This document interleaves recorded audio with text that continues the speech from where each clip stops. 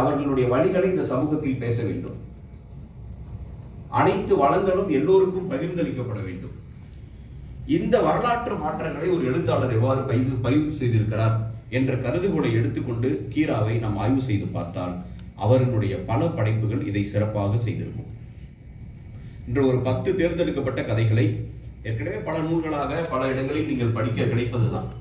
ஆனால் ஒரு 10 கதைகளையாவது மாணவர்கள் படிக்க வேண்டும். நமது மண்ணிலிருந்து தோன்றிய ஒரு எழுத்தாளர் எவ்வளவு காத்திரமான எழுத்துக்களை எழுதியிருக்கிறார். ஒரு 10 கதைகளையாவது ஒரு சாம்பிள் படித்து அதன் மூலமாக நாம் கருத்துக்களை, இந்த வாழ்க்கையினுடைய மாற்றங்களை புரிந்து கொள்வதற்கான வாய்ப்பை ஏற்படுத்தி, சிறுகதை என்றால் என்ன, சிறுகதைகளை நாளை நீங்கள் எவ்வாறு படைக்க முடியும் என்பது குறித்த ஒரு பயிலரங்கத்திற்கு தான் இன்று விருதுநகர் மாவட்ட கரிசல் இலக்கிய கழகம் ஏற்பாடு செய்திருக்கிறது. ஒரு சிறுகதை என்பது, ஒரு படைப்பு என்பது எப்படி இருக்க வேண்டும் என்பதை நாம் கீராவிடமிருந்து கற்றுக்கொள்ளலாம். கீராவினுடைய புகழ்மிக்க கதைகளில் நான் வாசித்த ஒரு சிறந்த கதை பூவை என்ற ஒரு கதை. எத்தனை பேர் படிச்சிருக்கிறீங்க? பூவை சின்ன கதை தான். ஒருத்தர் படிச்சிருக்கிறார். அப்படி அதை கரெக்டாக சொல்றேன்னா தப்பா சொல்றேன்னு பார்த்துருவார். கரண்ட் அப்படின்னு ஒரு கதை இருக்கு. யார் படிச்சிருக்கா? ஓகே, நீங்க படிச்சிருக்கீங்க. கதவுன்னு ஒரு கதை இருக்கு. யார் படிச்சிருக்கா? பாடத்திட்டத்தில் இருக்கா? பாடத்திட்டத்தில் இருக்கா? இல்ல எல்லாருக்கும் ஸ்டூடெண்ட்ஸ்ல இருக்கிறாங்க. இருக்காம சிலபஸ்ல இருக்கா? இருக்க தலையாட்டுறாங்க. பூவை கதை நம்ம பகுதியில் நடந்த ஒரு கதை தான். பூவை அப்படின்ற கதை ஒரு விவசாய பெருங்குடி சமூகம். ஒரு விவசாயி ஒருத்தர் வீட்டில் ஒரு நாள் அந்த கதை இப்படிதான் ஆரம்பிக்கும். ஒரே வீடே பரபரப்பா இருக்கும். அன்னைக்கு அவர் வீட்டில் ஒரு திருமணம் ஏற்பாடு பண்ணுவாங்க. அந்த வீடு நல்ல இடவசதியோட, அந்த பட்டாசாலைன்னு சொல்லுவாங்க, முன்னாடி இருக்கக்கூடிய தாழ்வாரம் அது பெருசா இருக்கும். வீட்டில் தான் கல்யாணம் பண்ணுவாங்க. வீடுகளில் தான் கல்யாணம் நடக்கும். அன்னைக்கு ஒரே வீடே பரபரப்பா இருக்கு. ஒரு பெரியவங்களாம் முன்னாடி உட்காந்துருக்காங்க. முன்னாடி உட்காந்து பெரிய பெரிய ஜமுக்காலத்தை விரிச்சு உட்காந்துருக்காங்க. அந்த ஜமுக்காலத்தெல்லாம் அழுக்கு பண்ணிட்டு எல்லாரும் பேசிக்கிட்டே உட்காந்துருக்காங்க. ஆனா அந்த கல்யாணத்திற்கு உங்களுக்கு பெரிய ஈடுபாடே இல்லை. ஏன்னா அந்த பெண் யாரோட உறவினரும் இல்லை. எல்லாம் ஊர்ல இருந்து எல்லாரும் கல்யாணத்துக்கு வந்திருக்காங்க. நீங்க அந்த காலத்துல ஒரு கல்யாணம் அல்லது ஒரு துக்க நிகழ்ச்சினா அந்த ஊர்ல இருக்க எல்லாரும் வந்துருவாங்க. அப்படி அந்த கல்யாணத்துக்கு எல்லாரும் வந்திருக்கிறாங்க, வெயிட் பண்ணிட்டு இருக்காங்க. திடீர்னு பார்த்தா ஒரே பரபரப்பு. உள்ள அந்த பெண் மயக்கம் போட்டுட்டாங்க. கல்யாண பெண். என்ன ஆச்சு ஏதாச்சுன்னு ஒரே பரபரப்பா இருக்குது. இதா இருக்கு. ஒன்றும் யாரும் எதுவும் சொல்லவே மாட்டாங்க. ஒரு பையன் மட்டும் முண்டி அடிச்சு உள்ள போய் ஃபுல்லா பெண்கள் கூட்டமா இருக்கு. அந்த சின்ன அறைக்குள்ள அவங்க எல்லாம் அப்படியே முண்டி போய் உள்ள பாக்குறாங்க என்ன ஆச்சு அப்படின்னு.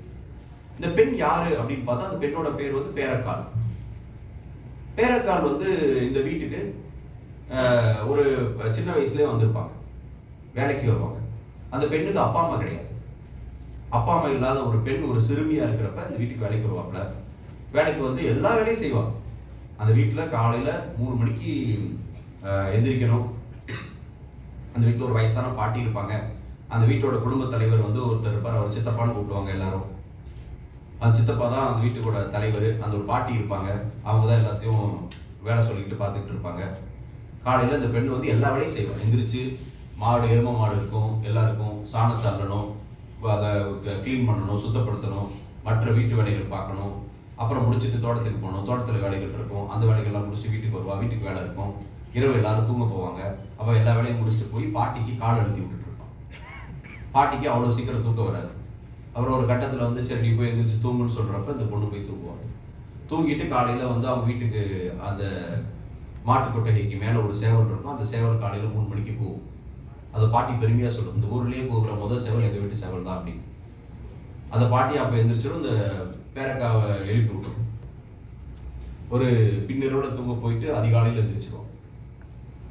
எந்திரிச்சு மறுபடியும் வேலை செஞ்சுட்டே இருப்பான்.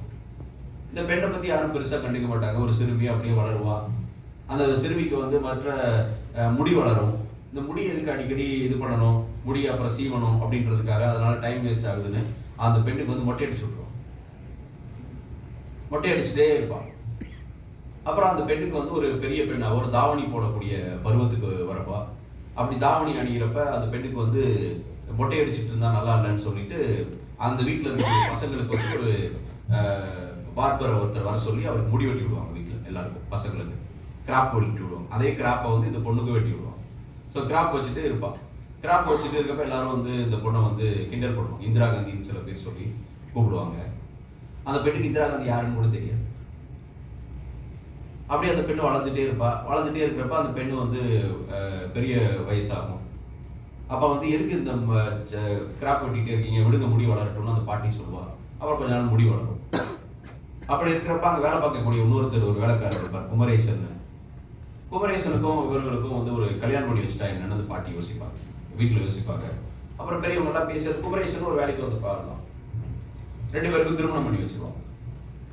திருமணம் பண்ணி வச்சுட்டு 2 பேரும் அந்த 2 பேருக்கான திருமணத்தை பேசி முடிச்சிருப்பாங்க. அந்த திருமணம் தான் அந்த திருமணம்.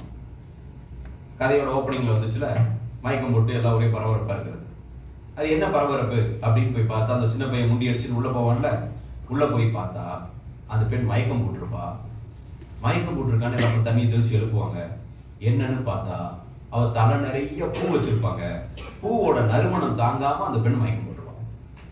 ஏன்னா அது வரையும் அந்த தலையில பூவே பார்த்ததில்லை. அன்னைக்கு வந்து திருமணம்ன்றதுனால பக்கத்து வீட்டுக்காரவங்க எல்லாரும் பெண்கள்லாம் வந்து விதவிதமான மலர்களை வந்து அந்த பெண்ணுக்கு சூடுவாங்க. நிறைய பூ எடுத்துட்டு வருவாங்க. தலை நிறைய பூ இருக்கும். எல்லா பூவும் வந்து அதனுடைய நறுமணம் எல்லாம் சேர்ந்து ரொம்ப அதிகப்படியான நறுமணத்துல அந்த பெண் வந்து திடீர்னு ஒரு, இப்ப நீங்க சில சென்ட் எல்லாம் வந்து யூஸ் பண்ணீங்கன்னா நமக்கு ஒரு மாதிரி புதுசா யூஸ் பண்ணாத சென்ட் யூஸ் பண்ணாவோ, அது வந்து சில நேரம் பஸ்ல போறப்ப யாராவது பக்கத்துல ஒருத்தர் நல்ல ஒரு ஸ்ட்ராங் பெர்ஃபியூம் அடிச்சோதான் நமக்கு தலை கிருன்னு சுத்தம். ஸோ அது மாதிரி வந்து ஒரு அலர்ஜிக் ரியாக்ஷன் ஆகி அவங்க அந்த பெண் வந்து மயங்கிட்டான். ஸோ இவ்வளவுதான் அந்த கதை. மயங்கிட்டா அப்புறம் வந்து அந்த கதை முடிஞ்சிடும், வேற ஒன்றும் இல்லை. ஆனா இந்த கதையில வந்து எவ்வளவு ஒரு படிச்சு பார்த்தா சாதாரண ஒரு நிகழ்வை எப்படி வந்து ஒரு சிறுகதையை எழுத முடியும். இது கதைக்குள்ள என்னென்ன இருக்கு, எந்த காலகட்டத்துல இந்த ஒரு வீட்டுக்கு வேலைக்கு வரக்கூடிய ஒரு நில உடைமை சமுதாயத்துல அவங்க ஒரு சாதாரண ஒரு விவசாயியா இருந்தாலும் அவர்களுக்கு கீழே அவர்களிடம் வேலை பார்க்க வரவர்களுடைய மனிதர்களின் உறவுகளை எவ்வாறு அவர்கள் கையாளுகிறார்கள், அவர்களுக்கான உரிமைகளை அவர்கள் எவ்வாறு கொடுக்கிறார்கள். சாதாரணமானது. அந்த பெண் இதுவரை பூவே வச்சதில்லை அப்படின்றது எவ்வளவு பெரிய ஒரு இது. ஒரு பருவத்துல திருமணம் ஆகக்கூடிய பருவத்தில் இருக்கக்கூடிய ஒரு பெண்ணுக்கு இதுவரையும் அந்த பெண்ணோட தலையில பூவே வச்சதில்லை அப்படின்னா, அப்ப இது ஒரு கிராமத்துல ஒரு விவசாய சூழல்ல எல்லார் வீட்லயும் பூ இருக்கும், அல்லது ஒரு மல்லிகைப்பூ செடி வச்சிருப்பாங்க. பூ கட்டி இது வைக்கிறதுன்றது ஒரு பெரிய, இல்லாட்டி வீட்டுக்கு முன்னாடி கனகாம்பரம் செடி இருக்கும். அதனாலதான் எல்லா வீட்லயும் பூக்கள் இருக்கு, எல்லா வீட்லயும் பூ கொண்டு வந்து கொடுக்குறாங்க திருமணம் தன்னைக்குன்றதை காட்டுறாங்க. அப்ப அதற்கு முன்பாக யாரும் அந்த பொண்ணு கொடுத்ததில்லை. அப்போ ஒரு சாதாரண சிறுகதையில எவ்வளவு மனிதர்களின் மன உணர்வுகளை சொல்ல முடியும். ஒரு சாதாரண சிறுகதையில் அப்போது இருந்த ஒரு சூழலை பற்றி எப்படி சொல்ல முடியும். ஒரு சின்ன கதை தான். இது மாதிரி அவருடைய நிறைய கதைகளை சொல்ல முடியும். கரண்ட்னு ஒரு கதை இருக்கு. அந்த கதை வந்து அந்த காலகட்டத்தில் ஒரு லேட் 60s குறிப்பாக விவசாயிகளுக்கு மின்சாரம் என்பது மிகப்பெரிய ஒரு மாற்றம். இந்த சமூகத்தில் ஏற்படக்கூடிய மாற்றங்களில் தொழில்நுட்பம் எவ்வாறு எளிய மனிதர்களை தூக்கி விடுகிறது என்பதை நாம் கவனிக்க வேண்டும். தொழில்நுட்பம் தான் சமூகத்தில் சமத்துவத்தை ஏற்படுத்துகிறது. இன்னைக்கு வந்து நிறைய நம்ம பார்க்கிறோம். நான் வந்து விருதுநகர் மாவட்ட ஆட்சியரா ஒரு முறை ஜாயின் பண்ணதுக்கு அப்புறம் அருப்புக்கோட்டை பக்கத்துல ஒரு கிராமத்துக்கு போயிருந்தேன். ஒரு டெவலப்மெண்ட் ஒர்க் நடந்துட்டு இருந்தது. அந்த ஊர்ல சுடுகாடு ரெனோவேஷன். இப்போ கூட நீங்க போனாலும் பார்க்கலாம், மெயின் ரோட்ல இருக்கும். நான் சொல்ற இடம் மயானத்தை ரெனோவேட் பண்றோம் அப்படின்னு சொல்லிட்டு போனாங்க. அது பெரிய எஸ்டிமேட்டா இருந்தது. மயானத்தை ரெனோவேட் பண்றதுக்கு எதுக்கு இவ்வளவு எஸ்டிமேட் போட்டிருக்கீங்க, வாங்க ஒர்க்கை பார்க்கலான்னு போய் பார்த்தா ஒரே சுடுகாடு. அங்க வந்து ஒரே சுடுகாடு ஒரு அதிகபட்சம் ஒரு 1/2 ஏக்கர் இருக்கும். அங்க வந்து ஒரு 10-11 எரிமேடை இருக்கு. 10-11 எரிமலை இருக்கக்கூடிய எனக்கு ஒரே ஆச்சரியமா இருந்தது. எதுக்குங்க இந்த ஊர்ல எல்லாரும் இல்லை சார், ஒவ்வொரு கம்யூனிட்டிக்கும் ஒரு எரிமேடை அப்படின்னு சொன்னாங்க. இதான் யோசிச்சு அப்ப நான் எங்க ஆபீசர் கிட்ட கேட்டேன். மொத்தமா எல்லாத்தையும் இடிச்சு விட்டு ஒரே ஒரு இல்ல எலக்ட்ரிக்கல் கிரிமேஷன் சென்டர் இருக்குல்ல, கேசிஃபையர் கிரிமேட்டோரியம் சொல்லுவோம், அது ஒண்ணு வச்சா முடிச்சு போச்சுல. இந்த நகர்ப்புறத்துல அப்படி கிடையாது. இப்ப நீங்க அதை தாண்டி சிவகாசியில போனீங்கன்னா ஒரே ஒரு கேசிஃபையர் கிரிமேட்டோரியம் தான். கேசிஃபையர் கிரிமேட்டியத்துல எல்லா ஜாதி எதுவாக இருந்தாலும் ஒன்னா தான் எரிப்பாங்க. கடைசியில் ஒரு சாம்பல் வரும். ஸோ இது தொழில்நுட்பம் எவ்வளவு மாற்றுது. இந்த தொழில்நுட்பங்கள் எவ்வளவு மாற்றுது. இந்த தொழில்நுட்பம் வந்து சாதாரண மனிதர்களுக்கு வர்றப்ப எவ்வளவு மிகப்பெரிய மாற்றங்களை ஏற்படுத்தியிருக்கு அப்படின்னு நம்ம வரலாற்றில் எடுத்து பார்த்தோம்னா கொஞ்சம் கொஞ்சமா பார்க்கலாம். நீங்க எவ்வளவு பேர் நீங்க நிச்சயமா பார்த்திருக்க மாட்டீங்க. எவ்வளவு பேர் வந்து கமலையில தண்ணி இறக்குறத வீடியோலயாவது பார்த்திருக்கீங்க, அல்லது பெரியவங்க பார்த்திருப்பாங்க. கமலையில தண்ணி இருக்கு. கமலைனா என்னன்னு தெரியல. கமலைனா ஒரு தோல்ல ஒரு பெரிய பை இருக்கும். அதை வந்து ஒரு இரும்பு இதுல ஒரு பெரிய இரும்பு தொட்டி மாதிரி இருக்கும். அது கீழே தோல் பையை கட்டியிருப்பாங்க. அதை வந்து கிணத்துக்குள்ள போடுவாங்க. போட்டுட்டு தண்ணி அள்ளி அதை வந்து மாடு வந்து இழுத்துட்டு போகும். அந்த மாட்டு மேல கைகளில் உட்காந்தாங்கன்னா அது வேகமா மேலே வரும். வந்த உடனே இது வந்து வாய்க்காலில் போய் கொட்டும். நான் அந்த பிராக்டிஸ் வந்து என்னுடைய 7-8 வயதுல நான் வந்து எங்க பாட்டி ஊர்ல பார்த்துருக்கேன். அப்போ வந்து ரொம்ப காலமா ஒருத்தர் அதை பண்ணிட்டு இருந்தார். அதுக்கப்புறம் கொஞ்ச நாளுக்கு அப்புறம் கூட நான் பார்க்கல. நான் சொல்றது வந்து 1990களினுடைய எண்டில். ஸோ இந்த கமலை அப்படின்ற இதுல ஒரு விவசாயி எங்க அம்மா சொல்லுவாங்க, அந்த கமலையில வந்து தண்ணி பிடிச்சி அந்த கயிறு இருக்குல்ல, கயிறை இழுக்கணுங்கன்னா தண்ணி பின்னாடி போயிடும். அந்த மாடோட சேர்ந்து அவங்களும் கயிறை இழுப்பாங்க. கயிறை இழுத்தாதான் அந்த தண்ணி வந்து கொட்டி வந்து கொட்டும். இல்லைன்னா தண்ணி மறுபடியும் கீழே போயிடும், அது வந்து மேலே வராது. அப்ப இழுக்கிறப்ப கையெல்லாம் அருந்துரும் அப்படின்னு சொல்லுவாங்க. அப்ப எல்லாரோட கை வந்து அந்த காய்ச்சி ஒரு மாதிரி இதா இருக்கும். இதை வந்து இப்படிப்பட்ட சூழ்நிலையில விவசாயம் பண்ணிட்டு இருக்கு. உங்களுக்கு ஒரு சுவிட்சை போட்ட உடனே கரண்ட் தண்ணி வந்து கொட்டுது அப்படின்றது எவ்வளவு பெரிய ஒரு ரிலீஃபா இருந்திருக்கும். யோசிச்சு பாருங்க. இதை வந்து அந்த 1960களுடைய பிற்பகுதியில ஒரு விவசாயி 2000 ரூபாய் கட்டி, அப்பயே 2000 ரூபாய் கட்டி கரண்ட் கனெக்ஷன் வாங்குவார். கரண்ட் கனெக்ஷன் வாங்கிட்டு அவர் வந்து அப்ப 2 பீஸ் கரண்ட் 3 ஃபியூஸ்ன்னு சொல்லிட்டு அது வந்து மாத்துறக்கூடிய டைம்ல வந்து அப்பப்ப கரண்ட்டை நிப்பாட்டிடுவோம். திடீர்னு வந்து பாதி ஓடிட்டு இருக்கும், பாதி தண்ணி நின்றும். அப்ப வந்து கமலையும் இல்ல, இது பண்ணவும் முடியாது. பாதியில வந்து ஒன்னா தண்ணி பாய்ச்சல அப்படின்னா அந்த பயிர் வந்து வேற வேற மாதிரி வளரும். அதோட அடுத்தடுத்த குரோத் வந்து பாத்தீங்கன்னா வேற ஸ்டேஜ்ல இருக்கும். ஒண்ணு வந்து ஒரு ரீப்ரொடக்டிவ் ஸ்டேஜுக்கு வந்துடும், இன்னொன்னு வந்து வெஜிடேட்டிவ் குரோத்ல இருக்கும். ஸோ இப்படி வரப்ப நாளைக்கு அறுவடை பண்றப்ப ரொம்ப சிக்கலா இருக்கும். அப்ப இதை நினைச்சா ரொம்ப விசனப்பட்டு இது பண்ணுவார். அப்புறம் வந்து கரண்ட் ஆபீஸ்க்கு கோவில்பட்டிக்கு வருவார். ஒரு கிராமத்துல இபி ஆபீஸ்க்கு வர்றப்ப அங்க இருக்கக்கூடிய அதிகாரிகள் எப்படி பண்றாங்க அதுல எழுதியிருப்பார். இந்த அதிகாரிகள் எளிய மக்களை பாக்குறப்ப புலி மாதிரி இருக்கிறாங்க அப்படின்னு வந்து அந்த கதையில எழுதியிருப்பாரு. ஆனா அவர் முடிச்சுட்டு சுருக்கமா சொல்லி முடிச்சார் அந்த கதை. அந்த இபி ஆபீஸ் போவாரு, மண்டே வாங்கம்மாங்க, நாங்க இதுக்காக திங்கக்கிழமை எப்படிங்க வர முடியும், நான் ஊருக்கு போயிட்டு அதெல்லாம் முடியாது, நீங்க வாங்க பாரு. பணம் கட்ட வருவாரு. அடுத்த நாள் 4 மணிக்கு வருவாரு. 3 மணி வரைக்கும் தான் பணம் வாங்குவோம், வாங்க மாட்டோம் அப்படின்னு திரும்ப அனுப்பி விடுவாங்க. இன்னொரு நாள் வருவாரு, வந்துட்டு பணம் கட்டிட்டு திரும்ப போவார். போறப்ப அப்போ வந்து ஒரு தியேட்டர்ல சினிமா முடிஞ்சு எல்லாரும் வெளியில வருவோம். அந்த தியேட்டர்ல ஃபுல்லா 2 காட்சி 3 காட்சி படம் வரும். அந்த பக்கம் சாலையில நடந்து வரப்ப 2 பக்கமும் சாலையில் இருக்கக்கூடிய கடைகள்ல வண்ண விளக்கு எரியும். இது வந்து சாயந்தரமா, இன்னும் இருட்டி இருக்காது. இருட்டாத நேரத்தில் இவ்வளவு வண்ண விளக்குகள் கடைகள்ல எரியுது. இந்த தியேட்டருக்கு வந்து எவ்வளவு மின்சாரம் தேவைப்படும் அப்படின்னு அவர் யோசிச்சுட்டே வருவார். அவ்வளவுதான் கதை முடியும். ஒரு விவசாயம் என்று சொல்லக்கூடிய ஒரு விவசாயத்துல மிக அடிப்படை சூழல்ல கஷ்டப்பட்டு விவசாயம் பண்ணிட்டு இருக்கிறப்ப அதுக்கு வந்து இருக்கக்கூடிய முக்கியத்துவம் இதுக்கு வந்து கொடுக்க மாட்டாங்களா? அந்த காலகட்டத்தில் நமக்கு காலங்கள் மாறி இருக்கு. இன்னைக்கு நிறைய நமக்கு டெவலப்மெண்ட்ஸ் வந்துருச்சு. ஸோ இன்னைக்கு வந்து நம்ம வி ஆர் செல்ஃப் சஸ்டைன்டு அதெல்லாம். அப்ப அந்த காலகட்டத்தில் நடந்த ஒரு பிரச்சனையை அந்த காலகட்டத்தில் ஒரு கவனத்தை ஈர்க்கக்கூடிய அளவிற்கு ஒரு எழுத்தாளர் பதிவு செய்ய முடியும். ஒரு சாதாரண ஒரு கதை இந்த சமூகத்தினுடைய மாற்றங்களை எப்படி பதிவு செய்கிறது, இந்த சமூகத்தில் விழிப்பு நிலையில் இருக்கக்கூடியவர்களை அவர்களுடைய பிரச்சனைகளை எப்படி பதிவு செய்கிறது, எளிய மனிதர்களின் மன உணர்வுகளை எப்படி பதிவு செய்கிறது என்று சொல்லிக்கொண்டே போகலாம். கதை மட்டும் இல்ல, எல்லா வடிவங்களும் தான். ஒரு சாதாரண 2 வரி கவிதை எவ்வளவு நுட்பமாக எழுதப்படுகிறது. நான் காமராசனுடைய கவிதைகள் எவ்வளவு பேர் படிச்சிருக்கீங்கன்னு தெரியல.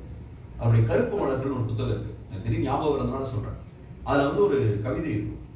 இன்றும் நாம் சமூகத்தில் ஒரு அவமரியாதையை சந்திக்கக்கூடிய 3ஆம் பாலினத்தவர் என்று சொல்லக்கூடிய திருநங்கைகளை பற்றி ஒரு கவிதை இருக்கு. சில 10 ஆண்டுகளுக்கு முன்பாக எழுதப்பட்ட கவிதை. 2 லைன் தான் இருக்கும். சந்தி பிழை போன்று சந்ததி பிழை நாங்கள், காகித பூக்கள் அதுக்கான தலைப்பு. காகித பூக்கள் நம்ம சில மலர்கள் சில இது நம்ம பார்த்துருப்போம். அது காகித பூன்னு சொல்லுவோம். அது பெருசா பயனில் இருக்காது. அதை எடுத்து ஒரு பூவினுடைய பயன் இரண்டுன்னு சொல்லுவோம். ஒன்று அது பூஜைக்காக இறைவனுக்கு படைக்கப்படணும், இல்லைன்னா பெண்களோட தலையில சூடணும். ரெண்டு இல்லாமல் அப்படியே இருக்கும். அப்ப அது பெரிய பயன் இல்லை, பார்ப்பதற்கு ஒரு காட்சி பொருளாக இருக்கிறது. அந்தப்படிப்பட்ட காகித பூக்கள் தான் அந்த திருநங்கைகள். அவங்கள பத்தி சொல்றப்ப சந்தி பிழை போன்று சந்ததி பிழை, நாங்க ரெண்டே லைன் தான். இது ஒரு சந்தி பிழை அப்படின்றது நீங்க தமிழ் மாணவர்கள் உங்களுக்கு புரியும். சந்தி பிழையில ஒரு ஒற்று மிகுத்தா பொருள் மாற, ஒரு ஒற்று மிகவில்லை என்றால் பொருள் மாறி போயிடும். அது போன்ற ஒரு சந்தி பிழை மாதிரி சந்ததி பிழை, நாங்கள் அடுத்தடுத்த சந்ததியில ஏற்பட்ட ஒரு மாற்றம் தான் எங்களுடைய வாழ்க்கை அப்படின்னு அவருடைய இதை பத்தி சொல்லியிருப்பார். இது மாதிரி ஒரு சின்ன சிந்தனையை ஒரு வார்த்தைகளினுடைய சரியான பயன்பாட்டின் மூலமாக எப்படி ஒரு படைப்பாக மாற்ற முடியும், எப்படி ஒரு சிறுகதையாக எழுத முடியும் என்பதையெல்லாம் நீங்கள் வாசிக்கின்ற போதுதான் புரிந்து கொள்ளும். இந்த வெளியிட்டுள்ள கீராவினுடைய 10 சிறுகதைகள் என்பது பல்வேறு காலகட்டங்களில் பல்வேறு சமூக அடுக்குகள் குறித்து, பல்வேறு பிரச்சனைகள் குறித்து அவர் எழுதியது. எனவே நீங்களும் இது போன்ற எழுத்துக்களை வாசிப்பதன் மூலமாக சமூகத்தின் அனுபவங்களை பெற முடியும். எல்லாரும் சிறுகதையை வாசிட்டு சிறுகதை எழுதணும் அப்படின்றது மட்டும் இல்லை. நாம் எதிர்கொள்ளக்கூடிய வாழ்வியல் சிக்கல்களுக்கு இலக்கியங்கள் விடைகாட்டும். ஒரு சிறுகதையை வாசிப்பது என்பது அந்த சிறுகதையில் இருக்கக்கூடிய கதை மாந்தர்களின் வழியாக அந்த சூழலை நாம் வாழ்ந்து பார்ப்பது, அந்த கதை மாந்தர்களின் வழியாக மனிதர்களோடு பேசுவது, நாம் எதிர்கொள்ளாத அனுபவங்களை ஒருவேளை எதிர்கொண்டால் நாம் எப்படி அதற்கு எதிர்வினை ஆற்றுவோம் என்பது குறித்து நமக்கு சொல்லித் தருவது சிறுகதை. ஒரு சிறுகதையில் வரக்கூடிய காலகட்டம் என்பது அந்த காலகட்டத்தினுடைய வரலாறை அறிதல், நாம் இன்று அனுபவிக்கக்கூடிய மாற்றங்களை குறித்து புரிந்து கொள்ளுதல். அப்படிப்பட்ட சிறுகதைகளுடைய நம்மளுடைய மண்ணை சேர்ந்த கரிசல் இலக்கியத்தின் பிதாமகர் என்று போற்றப்படுகிற தன்னுடைய வாழ்நாளில் ஏறத்தாழ 80 ஆண்டுகள் தொடர்ச்சியாக எழுதி கொண்டு சாதாரண மனிதர்களை பற்றி, விவசாய பெருங்குடி மக்களை பற்றி, கூலி தொழிலாளர்களை பற்றி, பெண்களுடைய முன்னேற்றம் பற்றி, பெண்கள் விடுதலை பற்றி, எளிய மனிதர்களை பற்றி தன்னுடைய கதைகளை முழுவதும் பதிவு செய்த கீராவினுடைய 103வது பிறந்த நாளில் நாம் அனைவரும் அவருடைய சிறுகதைகளின் வழியாக இந்த சமூகத்தை புரிந்து கொள்வதற்கும், நாளை இந்த சமூகம் விரும்பத்தகுந்த மாற்றங்களை அடைவதற்கு நம்மளுடைய செயல்பாடுகளின் வழியாக உறுதியேற்பதற்கும் இந்த நாள் இனிய நாளாக அமைந்திருக்கிறது. இதற்கு சிறப்பாக ஏற்பாடு செய்த கரிசல் இலக்கிய கழகத்தினுடைய செயலாளர் டாக்டர் அறம் அவர்களுக்கும், இன்றைய விடுமுறை நாள் எனக்கு தெரியாது, எனக்கு அரசு வேலை நாள் என்பதால் தான் விடுமுறைகள்லாம் மாற்றி கூட வச்சிருந்திருக்கலாம். விடுமுறை நாளிலும் இந்த நிகழ்ச்சியை சிறப்பாக ஏற்பாடு செய்த கல்லூரியுடைய முதல்வர், துணை முதல்வர், தமிழ் துறை தலைவர்கள், இதற்காக பல்வேறு கல்லூரிகளிலிருந்து வருகின்றிருக்கக்கூடிய தமிழார்வம் மிக்க மாணவ செல்வங்கள் அனைவருக்கும் என்னுடைய பாராட்டுகளையும் வாழ்த்துக்களையும் தெரிவித்து நிறைவு செய்கின்றேன். நன்றி.